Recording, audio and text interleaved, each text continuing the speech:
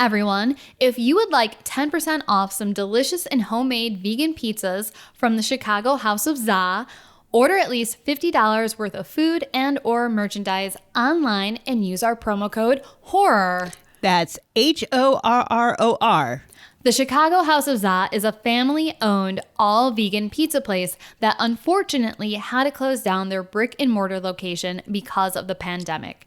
But they were able to start a web store and ship their delicious frozen pizzas nationwide. So I know they would really, really, really appreciate the support. Go visit them at chicagoveganpizza.com, and you can also find them on Instagram at Vegan Deep Dish. We will include the website link in our show notes. Go get your 10% off with the promo code HORROR. That's HORROR. And now on to the show. Welcome to Whores Talk Horror. We're not really whores. We just like wordplay. Hello and welcome to Whores Talk Horror. I'm Sharon. And I'm Melinda. Later this week, we are already heading into the month of April, if you can believe that. I can't. And we all know what April 1st is, right? National Burrito Day! Woo woo! Also April Fool's Day. But seriously, it's National Burrito Day as well. This is not an April Fool's Day joke. So on April 1st, go get yourself a burrito and play a mean prank on someone you love. And I'm not talking about farts, but I'm also not talking about farts. Wink, wink, nudge, nudge. Today, we're going to be talking about the history of April Fool's Day, which, when you think about it, it's a really strange holiday. I never bothered to look up the origins of the holiday. You know, it's just like, hey, it's April 1st. Play jokes and pranks on people. And farts. Okay. And fart on people. But yeah, I was kind of curious about why April Fool's Day is a holiday. I wanted to see where its origins came from, and it's actually quite interesting. So we're going to discuss that along with some April Fool's Day jokes gone horribly wrong. Also, make sure you stick around for the very end of the episode so you can find out where to vote for our horror movie Oscar nominations, because voting is officially open now. Woo! And Mindy, before we get into the origin of the holiday, have you ever pulled off any, really good April Fool's Day jokes on someone? Or do you know anyone who has? Have you ever had an April Fool's Day joke played on you? I was thinking about it and nothing's coming to mind. No. Am I forgetting something from our youth? Have you pulled off a good April Fool's Day trick on me and I just forgot? I mean, I've played lots of jokes on you, but none that were April Fool's Day That's kind of a daily thing. Yeah, I don't think I have any good April Fool's Day jokes to tell of. How about you, Spencer? I was not a real big prankster. The only thing I can really think about, well, I'll give you two. When we were a kid, I don't know if this was... When we were a kid? My sister and I. Oh, okay. When we were... Yes, plural. When we were one kid, then we split off later. No, when we were kids, I don't know if it was my sister who mentioned this because she's older than me, or if maybe my dad even said it, but there's some very, very, very, very bad practical joke to play on somebody, which is you put saran wrap over the toilet. And... Classic. Yeah, don't do that. We may have done it once, but I don't think we got anybody. But my friend, my coworker, did actually fool somebody. I don't need to go into the details, but he basically was like, oh no, it was a woman. She said to one of our other coworkers, this guy that we were editing footage for, he heard that you were talking about him and he's downstairs and you gotta go. He heard that you were talking about him and he's real mad. So you gotta go talk to him. And then he was surprisingly gullible about that. I enjoyed that one a lot. Were you actually talking about this person? He was making fun of him, not in a mean way, but it just in a fun way. And yeah. And she worked next to him, so she heard all this stuff every day.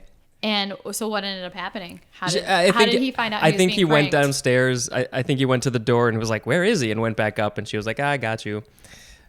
I had a good laugh on that. All right, well, that was a little disappointing from both of you, but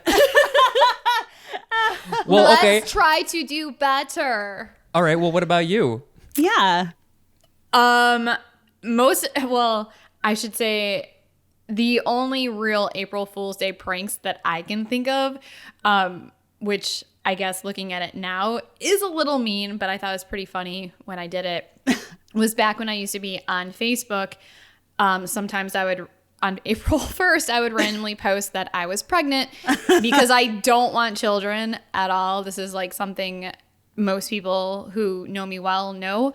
But however, my mom and mother-in-law really, really wanted to be grandparents. I mean, my mother-in-law is a grandparent, but she only has one grandkid. She wanted more, and my mom has no grandkids. So, yeah, I guess it's a little mean because... Yeah, there were a lot of comments. I think I got some people's hopes up, but yeah, there was a lot of people who were like very disappointed and voiced their disappointment on my post when I said I was joking. But of course, the people who knew me well were like, haha, April Fools. So that, I don't really have the desire, I don't think, to prank people on April Fool's Day, but why do it one day a year when you can do it every day of the year? Seriously. I was literally thinking, Sharon just wants to do this every day. And then it's not expected. Like on April Fool's, I do think I tried to, like, with my boss, I think I tried to tell him that I needed to take a sabbatical for like a year or something. And he was like, yeah, right. And then moved on. Like, it just didn't work because people are expecting it on April 1st. All right, let's get into the origins of April Fool's Day. So April Fool's Day is celebrated on April 1st every year in the U.S. Other countries celebrate it on different days, and they have different practices around the world, which we will get into as well. But here we celebrate it April 1st. It's been celebrated for several centuries. So what exactly are the origins of April Fool's Day? Well, to be honest, we still don't really know. The exact origins kind of remain a mystery, but there are several theories. Some historians speculate that April Fool's Day dates back to 1582, when France switched from the Julian calendar, which was introduced by Julius Caesar, to the Gregorian calendar named for Pope Gregory XIII. The change moved the new year up to January 1st.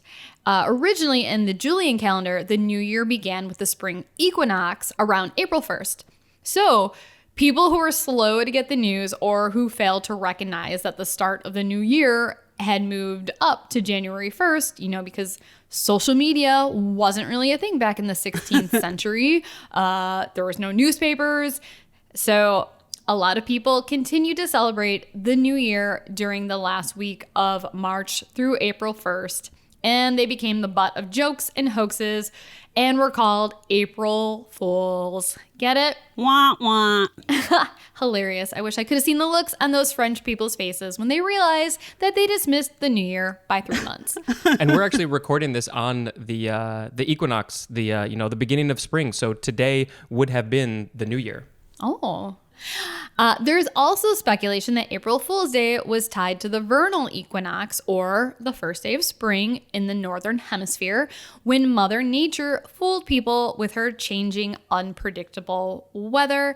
Maybe that's why people think climate change is a hoax, because that Mother Nature is such a prankster. I know, living in Chicago, she's constantly pranking us. Like, one day it's 60 degrees and flowers are blooming and birds are singing and we think spring has arrived. And then the next day we get a blizzard. That just happened last week. Sure did. Luckily, all that snow melted in like a day. So, Another explanation of the origins of April Fool's Day was provided by Joseph Boskin, who was a professor of history at Boston University. He explained that the practice began during the reign of Constantine, when a group of court jesters and fools told the Roman emperor that they could do a better job of running the empire than he could. So Constantine was amused by this thought, and he allowed a jester named Kugel to be king for one day. Kugel passed an official proclamation calling for absurdity on that day, and the custom became an annual event. The only problem with this story is that it's completely made up. It was an April Fool's Day prank itself pulled by Joseph Boskin on an Associated Press reporter named Fred Bales in 1983. One of Boskin's closest friends had always loved the Jewish noodle pudding, kugel. And for whatever reason, that popped into his head, and he decided to tell a story about a jester who became king, and King Kugel. Of course, that sounds incredibly fake. I was going to ask, I was like, isn't that a food? Kugel? Yeah. Okay. Yes, it is. And so one of Boskin's fields was also medieval history. So he just concocted a pretty convincing tale off the top of his head. And the Associated Press reporter reported this story, and the AP actually ran it only to retract it some days later. So Oof. That's actually my favorite origin story. I kind of wish it was an actual story. I think it's really funny that it's a prank, but out of everything that I've read, that one would just be the best, I think. I mean, I kind of wish we had, I guess we do have a day of absurdity here. It's more of a day of pranks, but I wish there was just like a day of absurdity where you can like walk down the street wearing costumes and I don't know. What are Halloween? I was just going to say, isn't that Halloween? No, I know what you're saying. Not Halloween, like another day where it's not, Halloween. Like right. Just anything absurd. You can walk backwards all day, or you could wear your pants on your head and your shirt on your legs, or so. I don't know. Yes, I was just gonna say that. Or like Aunt Gail on Bob's Burgers recently discovered that you can wear a turtleneck as pants and then use the turtleneck part to pee out of. And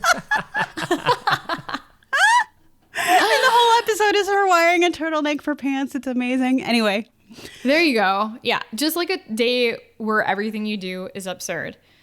Which is kind of what Spencer and I do all day, every day when we're together. Like, how many times a day do we say we're adults?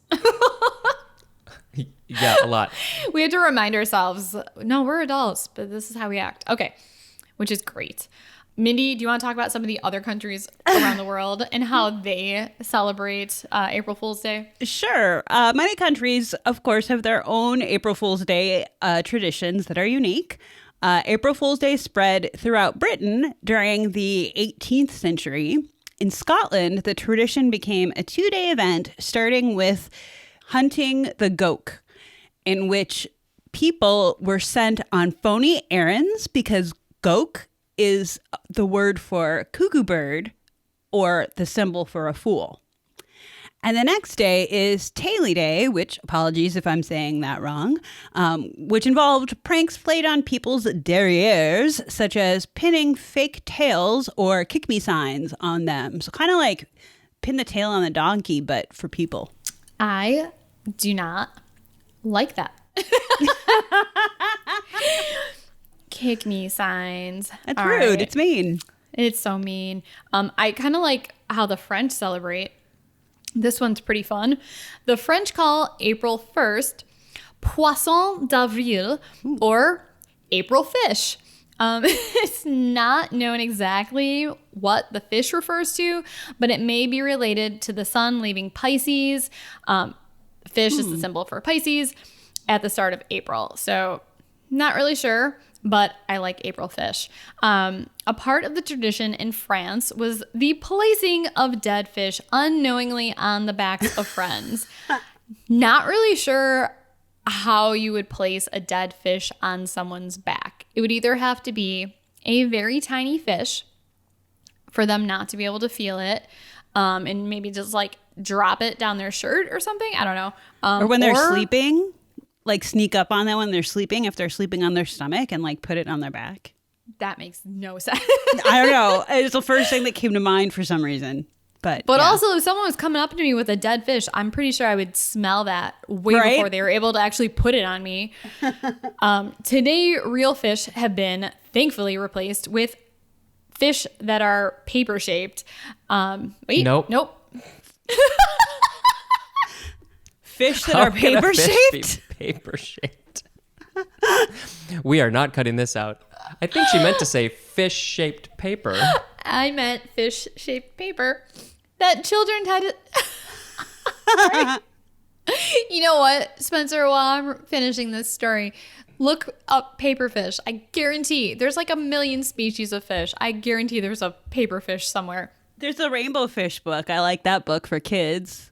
Oh, okay. That's the only Today, real fish have been replaced with fish-shaped paper that children try to sneak onto the backs of their friends' shirts, crying, Poisson d'avril! When the prank is discovered, shops and bakeries also offer special fish-shaped sweets. Ooh, Yummy. I think that's kind of hilarious. Yeah, I do too. April fish. I think I'm going to start celebrating April fish. So Spencer, watch your Watch back. out. So the only things I found, there's a novel called Paper Fish, and there's, origami. You can make fish out of paper with origami. All right, whatever. I was wrong. That's a first. Now let's move on to Brazil, where April Fool's is known as the Dia da Mentira, or the Day of the Lie. Like in many other countries, on April Fool's Day, news outlets will put out ridiculous headlines with false claims, and many individuals will tell white lies to each other to fool or prank their friends. In the U.S., this is also known as fake news. Mexico's equivalent to April Fool's Day is on December 28th, Dia de los Santos Inocentes. Did I say that right? I took French, sorry. That sounds about-ish, right? Although my French is probably not much better.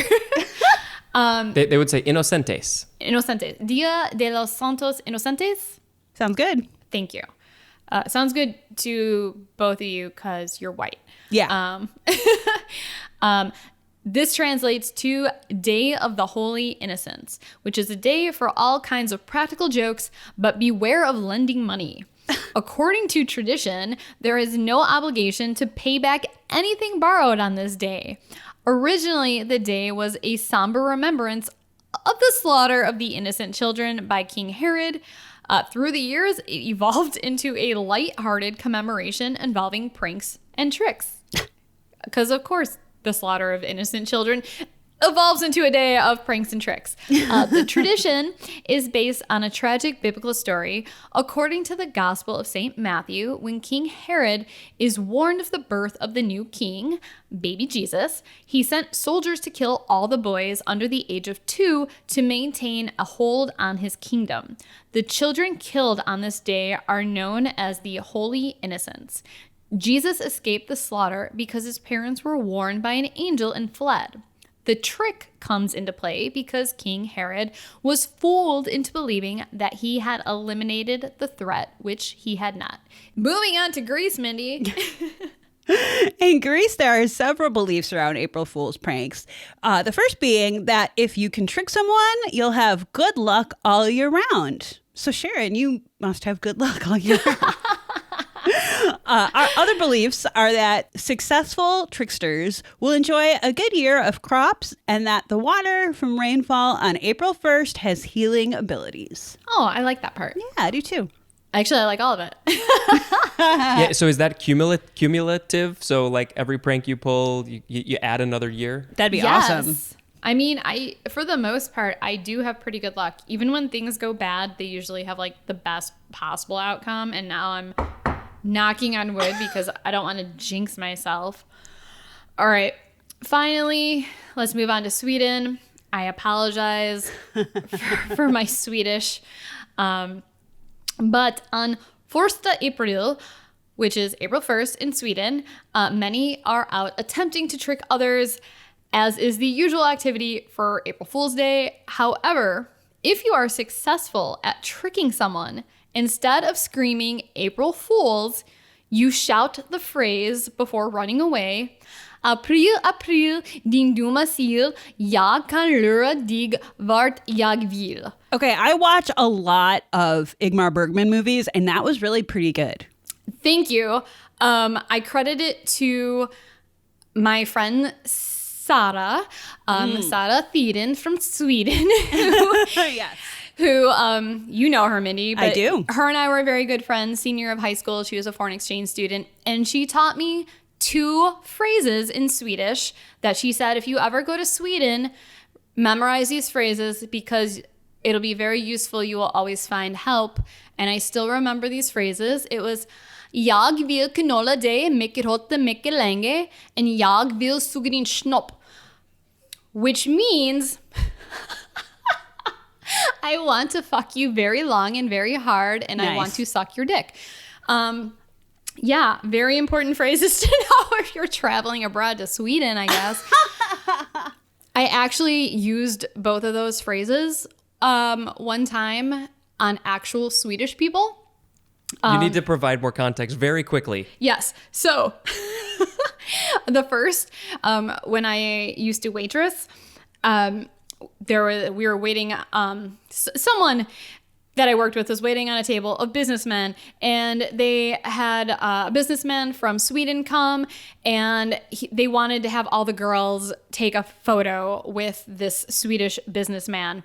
So after the photo, I said those 2 phrases to him. He turned bright red and started like laughing kind of like nervously and like fanning himself, and like whoa, and like all of his American coworkers were like, what did she say? What did she say? And he couldn't even repeat it because he was so embarrassed. That's funny. And of course I was like laughing my ass off. The other time, Spencer and I were in LA, and a Swedish couple came up to us to get directions, but we didn't know where we were because we were tourists as well. We look so LA. So when they said that they were from Sweden, I also said those 2 phrases. Oh my God. Their faces went like just like blank. Like they just like jaws dropped, and they just started backing away from me slowly. And I also just started like laughing again. And I was like, Spencer, we need to leave now. I think you created 2 very traumatic experiences for And they were strangers. like, we fucking hate Americans. Like, They've been going to therapy every week since then. Well, maybe that couple, I think that guy was like, I want to move to America. The waitresses are very, very friendly. If there are any listeners from Sweden or who know Swedish, I think you should definitely, just call into the Google Voice number in the show notes and give us your rendition of this phrase. Oh my God. But also let us know how Sharon's Swedish was and what you think about those phrases that she said. But anyways, back to the phrase that I read. Oh, right. It translates to April, you stupid herring. I can trick you whenever I want. Another fish-related April Fool's Day tradition. Well, get ready for a fish in the mail on April Fool's, because that's what I'm sending you guys. I probably shouldn't have told you that. All right. Well, let's move on to April Fool's Day jokes gone wrong, because this is where I think April Fool's Day gets funny, kind of, hopefully. In 2015, the Manchester Police Department in the UK decided to have a bit of a laugh when they tweeted, "Know someone in prison? You can get them released early by voting for them on here. The prisoners with the most votes also win a holiday." Needless to say, that did not go over so well with some of the parents whose children had been murdered by prisoners incarcerated in Manchester. One grieving father even called it a slap in the face. And I apologize for laughing. All due respect to those parents, but that's kind of funny. It is pretty funny that the police thought that this would be a good joke. That's the funny part. Right? I know. You know what would be funny? Wow. All right. Keeping along the lines of funny pranks involving death or murderers, nothing says funny prank like faking your suicide, right?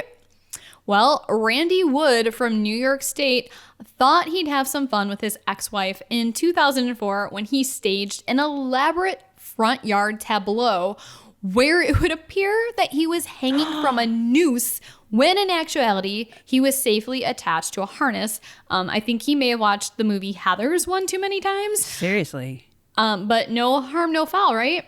Well, shockingly enough, it turns out that his ex-wife didn't immediately think, oh wait, isn't today April 1st?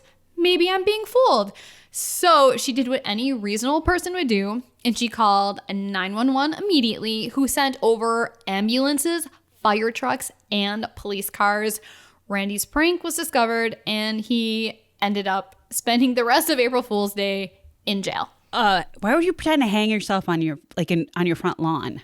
I don't know. And where does he live that none of the neighbors saw this first and called the cops? Yeah. And ran out and said, we saw him hooking up the harness. Like, I have a number of questions. Anyway, moving on. The Romanian version of Playboy magazine published a horrific article in 2000 headlined, and trigger warning here, the headline was How to Beat Your Wife Without Leaving Traces. Fun fact, the writer of the article used to write for Flesh World and was a huge Leo Johnson fan. And if you don't know what the fuck I'm talking about or get that reference, why the hell haven't you watched Twin Peaks yet? Because that's what we're referring to. Anyway, the Romanian version of Playboy claimed the article was a joke, but it was taken extremely seriously by many, and the uproar sparked nationwide protests. Playboy later apologized and was said to have promised to give money to anti-domestic violence programs, as well as publishing articles which educated men about domestic violence, because nothing says funny like domestic violence. Yeah, I don't think that one has like even a hint of being funny. Right? It's just I know. wrong on so many levels. Totally. And I want to know how like don't you have to go through like editors and there was a lot of people who thought that was a good idea. right? There's Exactly. a lot of steps you have to go through to get something actually like the final draft into a magazine, and no one was like, maybe this is crossing a line. Wow. Maybe they do things differently over there in Romania. I don't know. All right. Well, some jokes aren't just the results of extremely bad decision making. Some also have deadly consequences. Lin Senhao and Huang Yang, and I apologize if I'm pronouncing that incorrectly, were both graduate students at the medical school of the Fudan University. Lin began living in dormitory room 421 in August of 2010. 1 year later, Huang became Lin's roommate. While living together, Lin became angry with Huang over disagreements and gradually developed a grudge against him. It was claimed that Huang often described Lin as stingy and also criticized Lin's bad behavior, which angered Lin. And on March 29th of 2013, I think Lin had enough of being criticized by his roommate, and when he overheard that Huang and some of his classmates wanted to play April Fool's Day pranks on their fellow students, it prompted him to want to pull a prank of his own on Huang. Lin later stated that he only wanted to make Huang sick through poisoning as a prank. Police found a chemical in the water dispenser where they lived. They arrested Lin, and he confessed. Police also found Lin had searched murder cases involving fatal doses on his laptop. 27-year-old Huang Yang died of multiple organ failure after he drank water that Lin had spiked on April Fool's Day 2013. Lin swiped the toxic chemical, I'm going to try and pronounce this, N-nitrosodimethylamine, NDMA for short, from a hospital lab, and as we said, he claims he only wanted to cause some mild discomfort with the poisoned water. But he poured 10 times the lethal dose into the water dispenser that Huang drank from. Lin was ultimately found guilty of murder and was executed in December of 2015. Damn.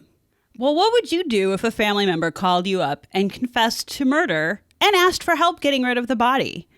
Tennessee resident Susan Tammy Hudson called her sister in 2013 and basically asked her sister to do just that. Susan told her sister, quote, "I shot my husband. I'm cleaning up the mess. Let's go bury him in black water," end quote. Her sister probably should have realized this was an April Fool's joke since the call was made on April 1st. But Hudson's sister wasn't so sure Apparently, she heard rumors of marital trouble, and when she called the rest of the family to tell them what Hudson had confessed, somebody decided they couldn't let a relative get away with murder. A squad car showed up at Hudson's home, and after her husband revealed himself to be entirely unmurdered, no charges were pressed, although Susan did get to enjoy some time in the back of a police car to ponder how maybe her next April Fool's prank wouldn't involve burying dead husbands. I want to know more about this family. Like, if I called up my brother and was like, I murdered Spencer, let's help, can you help me get rid of the body? He would say, he would just say something sarcastic, probably like, took you long enough. Or he just knows your history so well, he'd be like, yeah, whatever. But he would totally know I was kidding. Like, the fact that the sister was like, I don't know, I think this might be real. And then call everyone in her family, and her family members like legit called the police instead of driving to the house to check it out themselves. Right. I know, it's weird. It's really weird. All right. Well, Jody Berry, a 27-year-old Hooters server in Florida, had every reason to believe she'd won a car in 2001. The restaurant owners held a contest for their staff, offering to buy a new Toyota automobile to the server who sold the most beer. But when the moment of truth came for Berry and she was blindfolded and taken to a parking lot to receive her prize, she was actually given a Yoda doll. Get it? Toyota. Boo. Boo.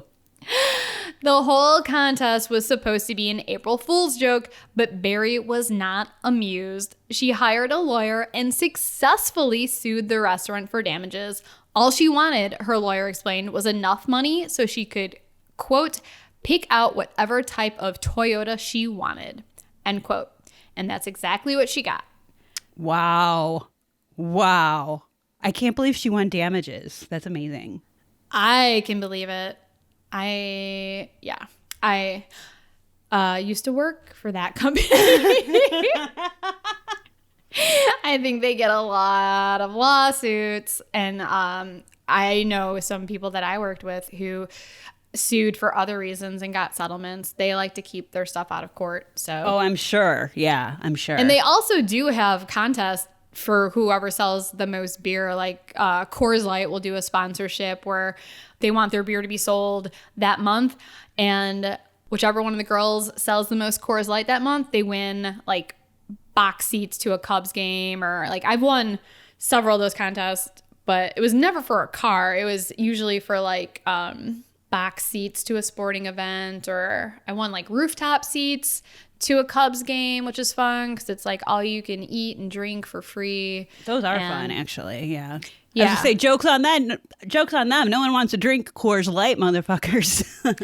Anyways, yeah. So Mindy, you have we're gonna top these April Fool's jokes gone wrong with probably one of the worst ideas.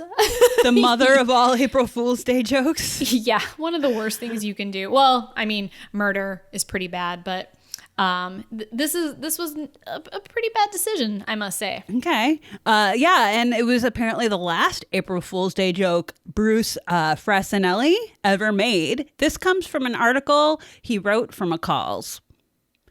In 1956, I crossed the line, and that is what this is all about, my last April Fool's joke. Just 2 months shy of my 17th birthday, I had gotten my driver's license a few months earlier. And once in a blue moon, I would be given permission to drive my father's pride and joy, our 1955 Buick Roadmaster. On April 1st, 1956, which was a Sunday, I had permission to use the car. My friends and I went to a drive-in restaurant in Layton or Layhighton. That's Mindy speaking, one of the others, how it's pronounced, about 10 miles from my Summit Hill home in Carbon County for ice cream. At about 9 p.m., I realized that it was April Fool's Day and I had not deviled my parents with my annual antics. How could I get a rise from my mother with me so far from home? I got it. I would call my mom from a payphone at the restaurant, disguise my voice, and tell her I was a state police officer and give her the bad news that her son had been in a serious auto accident and that the prized family car had been demolished. Then, after a slight pause, I would shout, "April Fool," as I always did, and break into hysterical laughter, as I always did. What could go wrong? What could go wrong? My friends were wary that the idea might backfire. I couldn't see how. I made a person-to-person call. Even though it was a lot more expensive, I figured getting the operator into the act would make the call seem more authentic. Jesus. I had had an older sounding voice since about 8th grade when my voice changed, so I was sure I could pull this off. My mother answered on the second ring. "I have a person-to-person call for Mrs. Frida Frassinelli. Are you Mrs. Frassinelli?" the operator asked. "Yes, I am," I heard my mom say with some hesitation. "Go ahead, sir," the operator told me. "Mrs. Frassinelli?" I asked in my deepest sounding voice. "Yes," she replied. "This is Trooper Jones at the Layton State Police Barracks," I said. "Who?" she exclaimed, her voice becoming instantly agitated. "Trooper Jones," I continued, still sounding most official. "I'm sorry to have to let you know about this, but your son Bruce has been in a very serious car accident and your car has been demolished." Then, as I planned, I paused momentarily, stifled the laughter, and prepared to shout, "April Fool!" Suddenly, I heard this ear-splitting scream and the clunk, clunk, clunk of the phone bouncing on the floor. In the distance, I heard the sound of running and my mother's screams trailing off. I was horrified. She was taking this seriously. Yeah, no shit, dude. "Mom, Mom, Mom," I called frantically, but I realized what was happening. She was running from our home into the connected grocery store that my immigrant Italian parents operated to get my father. In about a minute, I could hear the approaching rushing of feet. My mother's sobbing was getting louder. I could hear my father breathing hard and saying something to himself in Italian, and my dad picked up the phone. "How serious is my son hurt?" he asked excitedly. "Pop, this is me. It was a joke, Pop." Silence. "Pop?" I croaked. "Here, your son wants to talk to you," I heard my father say to my mother. "Ooh, he's in so much trouble." "Hello?" my mom said weakly in a quavering voice. Mom? "This is Bruce," I said cleverly. "Look, this is a big mistake. It was only an April Fool's joke." I wouldn't dare quote my mother at that moment. Usually, an impeccably proper woman, she rattled off a string of epithets in Italian, which invoked everyone's and everything's instant retaliation and wrath upon me. What had started off as one of my all-time great April Fool's jokes had turned into one of the most mortifying episodes of my then young life. I also knew that when I would arrive at home later that night, life would never quite be the same. Wow. Bruce Frassinelli, Jesus Christ. Don't ever play that kind of trick on your parents. That's so freaking mean. Come on. I wouldn't want to come home. I'd be like, all right, I guess I have to find a job and a place to live. Somehow get the insurance switched over from my dad's name to me because this is my car now. Wow. Yeah, that's mean. I mean, that's so mean. The most I ever did to my mom was I would lay on the floor and pretend like I was dead, but she never bought it. So she's like, I could still see you breathing, Sharon. She would just walk over me.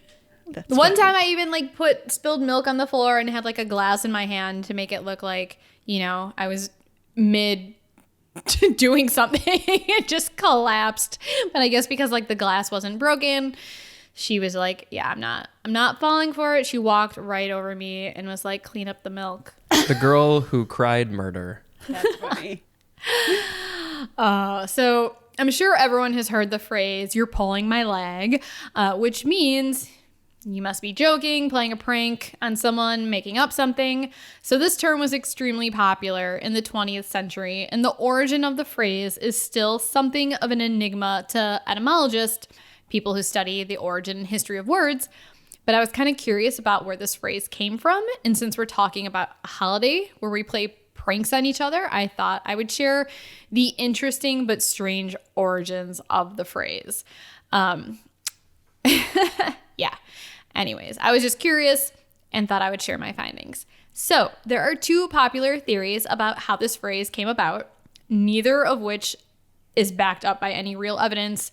And also neither theory is very plausible. Keep that in mind, but they are entertaining. First is that thieves used to pull at people's legs to trip them, and once the victim was on the ground, the thieves would then have ample opportunity to rob them. While an interesting story, the plausibility is low and the details of the origin change too much to be taken seriously. Some people say that this happened in the vague medieval markets or in Victorian London, while others will give an exact date, say, 1882. Unfortunately, the lack of any documented evidence of this origin theory makes it nothing more than a fanciful guess. I have never heard that. No. But yeah, that's kind of scary. Just be walking down the street and have someone trip you and then rob you while you're laying helpless on the ground. I trip a lot myself. Thank you very much. I don't need anyone's help. You make yourself an easy target anyways. The second origin theory has to do with executions by suspension hanging at Tyburn in England. And there are different types of hangings, if you weren't aware, which I'll cover in just a second. It's believed that people were occasionally hired to hang onto the victim's legs to give them a quicker death. Suspension hangings typically result in a much slower death than a long drop hanging. And the extra weight on the victim's legs could potentially make the rope mercifully work just a little faster. However, this theory is also discounted because there's no documented evidence of how the phrase made the leap from someone hanging to like joking around or storytelling or lying. Plus, there's no record of the phrase during the times that suspension hangings were popular. But can you imagine if that was your job? Like, off to work today. Oh, what do you do? I hang on people's legs until they die. Do you get benefits with that? There are people that were like the official hangmen or whatever. That was their job. Yeah, but I don't think those were the same people. Well, maybe they were. I don't know if they were the same people that actually like hung on their legs later. That's gross either way. Yeah, I wouldn't want that as a job. Definitely not. Of course, we couldn't talk about April Fool's Day without mentioning one of our favorite 80 horror movies of the same name. April Fool's Day from 1986 stars Deborah Foreman, who is in Valley Girl and Real Genius, 2 really awesome 80s movies as well, and Amy Steele from Friday the 13th Part 2. A group of 8 college friends gather together at an island mansion belonging to heiress Muffy St. John, who's Deborah Foreman, to celebrate their final year of school. They soon discover that each has a hidden secret from their past, which is revealed, and soon after they turn up dead. Yet are they really dead? Or is it just some part of a very real and cruel April Fool's joke? Some trivia. At the film's beginning, Griffin O'Neill's character Skip is blamed for a prank-turned-accident that leaves a boat ferryman disfigured. In a bizarre case of life imitating art, O'Neill was indicted on manslaughter charges the following year for a drug-induced boating mishap that resulted in the death of Francis Ford Coppola's son, Giancarlo Coppola. Ugh. Another bit of trivia, in Germany, the film was called The Horror Party. Horror. In France, it was... Thanks for clarifying. Yeah, right? Very different The other one title. would be very different movie. Yeah. In France, it was called Weekend of Terror, which I guess is a lot scarier than calling it April Fish, but that would have been fun too. Lastly, it's one of 3 horror films from 1986 that takes place on April Fool's Day, the others being Killer Party and Slaughter High. I actually haven't seen either of those other movies, but if you do want a horror movie marathon on April Fool's Day, there you go, triple feature. But don't miss the actual movie April Fool's Day because it's pretty fucking good. I haven't watched that in a while, so I'm definitely going to be watching that on April 1st. Yeah, and me too. You showed it to me a while back, and one of the other actors who's in it is the guy who plays Biff from Back to the Future. Yes, that's true. There's a lot of people in it, like a lot of 80s actor people. Yeah, it's a great film. It's one of my favorite 80s movies. It's another so one that fun. I saw as a kid and loved it. And then it actually holds up surprisingly well, I think. I would agree. I actually bought it on Amazon like last year, I think, because it was really cheap. And I was like, I need to have access to this movie whenever I want to watch it. Yeah, I think we bought one of those like double feature movies. It's April Fool's Day in the original, My Bloody Valentine. So I think it was like, I don't know, less than $10. I think I found it at like Best Buy years ago or something like that. So worth it. Totally. We would just like to take a second and welcome our latest Patreon subscriber, James Harrington. James, thank you so much for subscribing. We really, really do appreciate the support. It means so much. So be on the lookout. We are going to send you some fun stuff maybe in the mail. I believe at your tier level, you get a t-shirt of our choosing. Maybe not necessarily horror related, but we'll find something cool for you. And we have some cool t-shirt shops in Chicago, so we're going to have to visit those and find you something very special. But yes, I just want to give you a shout out as well, James. Thank you so much. We really, really appreciate it. So also at your tier level, we ask you what your top 10 favorite horror movies are, and you sent us a list, so we are going to read those now. I don't know if this is in any particular order, but we're going to start with number 10. At number 10, Phantasm. Great film. Love it. I love the original. At number 9 is Misery. Also a great film. Honestly, you don't have any like crappy films on this list. We're going to say that for each one, but your number 8 choice is the Amityville Horror. I'm assuming it's the original, and the original is my personal favorite. Agreed. I'm sure it's yours as well, because yeah, you seem to have pretty good taste in movies. Number 7 is Invasion of the Body Snatchers. I love this movie too. Although the Invasion, the remake with Nicole Kidman, it wasn't too horrible, but the original is where it's at. Well, wait, there's 2, right? Isn't there one from like the 20s? Wait, no, not that early. No, it's like the 40s or 50s, I think. Yeah, there's one from the 40s and then there's one from the 70s, right? No. Yeah. Donald Sutherland is in this one from the 70s. Hang on. Now I have to look it up. I've only seen the black and white one, and then I've actually never seen the original. So, James, you're going to have to tell us which Invasion of the Body Snatchers is your favorite. Oh, yeah, I've only seen the 1956 version. I've never seen the 1978 version. Holy shit. Okay. Oh, so, all right. Well, I've only seen the 78 version. So, all right, James, let us know which one is better. And I think Mindy's going to have to watch the 78 version, and I'm going to have to go watch the one from the 50s. At number 6, we have Carrie, which they actually just talked about on I Saw What You Did podcast. They had a great little discussion about that movie. Love that movie. Agreed. Number 5 is The Little Girl Who Lives Down the Lane. And I just saw this movie like within the past year for the first time. So really did I. Awesome. Love it. Creepy. Fantastic. Very creepy. I thought Jodie Foster was really good in The Little Girl Who Lives Down the Lane. I mean, she's really good in everything, so you can't go wrong. Yeah. Well, speaking of Jodie Foster and her amazing acting talent, what's the next movie, Sharon?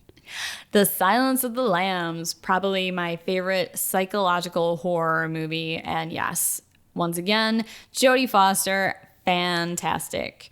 How about number 3, Mindy, one of our childhood favorites? Oh, yeah, Poltergeist. Love it. Still love it. Always. And number 2, we have Psycho.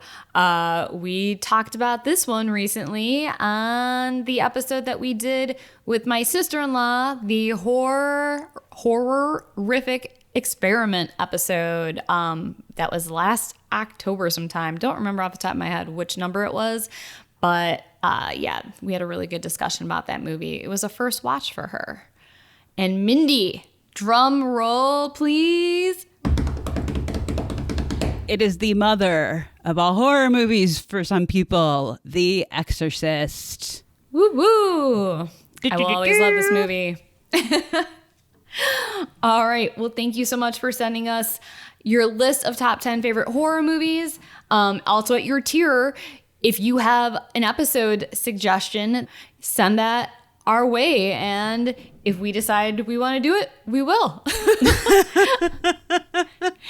I mean, you know, within reason, more than likely we'll do it. But obviously, we have to use some discretion. Right. I mean, sometimes. Well, thank you so much, James. Thank you, James. We appreciate it. We love you. All right. Well, thank you all for listening to us. As always, you can write to us at whorestalkhorror@gmail.com with anything you want to share with us, whether it's ghost stories, true crime stories, if you have any good April Fool's Day pranks that you've pulled off, better than any of the ones we have because we're pretty lame, I guess. Whatever you would like us to read on our show, please send to us. Also, I want to announce that you can now go and vote for our Horrors Talk Horror 2021 Horror Oscar nominations. There are 2 ways that you can do this. We included our SurveyMonkey link in this episode description, so go find that and go vote. You can also go on any of our social media pages, Instagram, Facebook, Twitter, and you can find that link as well. In Instagram, if you click on the link in our bio, the ballot will be at the top of our Linktree page. On Facebook and Twitter, we will have the link in upcoming posts. And also make sure you listen to our episode that will be released on Monday, April 26th, which is the day after the actual Oscars, to hear us announce all of the winners. And you guys are going to be the ones picking the winners. Woo. So make sure you vote. Yes. Please subscribe to us and rate and review us. It absolutely helps us get more exposure. We also have a great interview coming up that you won't want to miss, especially if you're a Twin Peaks fan. So we're super excited about that. If you are able to, please join our Patreon and get access to episodes a little bit early than most folks, see exclusive posts, and maybe even get some cool shit sent to you in the mail. We'll also be including our survey monkey link on Patreon as well. Please be kind to each other out there. There's been a lot of misinformation passed around, and personally, I'm like just done. This country is done. Speaking straight from the heart, please stand with everyone out there, no matter what race, country of origin, color of your skin, whatever. Enough is enough, and we're not going to move on as a society if we keep acting like assholes to each other. So please, please, please be kind to each other. Stand up for those that are being picked on or called out because of their differences. In each and every horror movie, when slashed, we all bleed red. So fucking remember that. And let's move on in a positive direction, shall we? Thank you. Stop Asian hate. Rant over. Thank you. Stop all hate. But right now, this is, yes, what it was going on in the Asian community is absolutely disgusting. And murder, attacking old women, old men on the streets, just, you know, trying to live their lives, fucking disgusting. And we all need to stand up for what is right. So. Exactly. Well said, Sharon. So be kind to each other out there, people. Stay safe. And as always, thanks for getting creepy with us.